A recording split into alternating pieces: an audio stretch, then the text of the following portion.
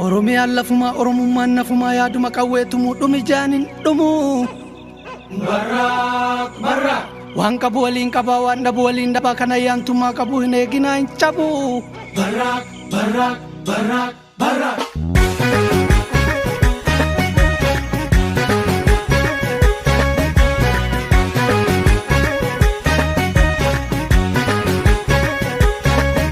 Gaafa guulaa nu guulchisa gaafa duulaa nu duulchisa waan galgala abbaa eeggatu yoo beekkatan guyyaan beekkatu goonni diinaan girree bu'a gaafa xiiqii sabaa